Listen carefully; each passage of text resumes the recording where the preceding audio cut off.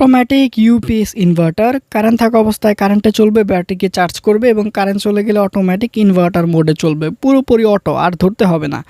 Just battery কিনে ব্যাটারির সাথে এটা বসাই দিবেন, তাহলেই হবে। ও নিজে নিজেই চার্জ হবে, নিজে নিজেই ব্যাকআপ দিবে, সুইচ দেওয়ারও প্রয়োজন নাই। 4-in-1, ঠিক আছে। 1000 ওয়াটের জম্পার ইউপিএস ইনভার্টার 4-in-1। চার্জিংয়ের জন্য 10 অ্যাম্পিয়ার এবং output 1000 watt. 1000 watt real output না, আপনি এখানে 2টা ফ্যান 3-4টা লাইট চালাতে পারবেন, ঠিক আছে।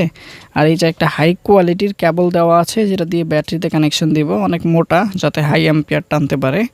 আর এটা চার্জিংয়ের জন্য, এটা কারেন্টে দিবেন। এবং এই সাইডটা দেখি আমরা, এখানে 2টা পয়েন্ট আছে ব্যাটারির জন্য, এটা মাইনাস, এটা প্লাস।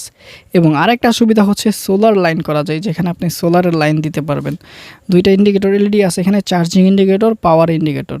ইউএসবির মাধ্যমে মোবাইল চার্জ করা যাবে। আর এটা হচ্ছে পাওয়ার অন অফ সুইচ। এই সাইডটা দেখি, এখানে যে এটা হচ্ছে আউটপুট, 220 ভোল্ট আউটপুট। এটা ফ্যান, ভিতরটা ঠান্ডা রাখার জন্য এই কুলিং ফ্যানটা দেওয়া হয়েছে। এখানে 2টা ইন্ডিকেটর এলইডি আছে, পাওয়ার এলইডি এবং ফল্ট এলইডি।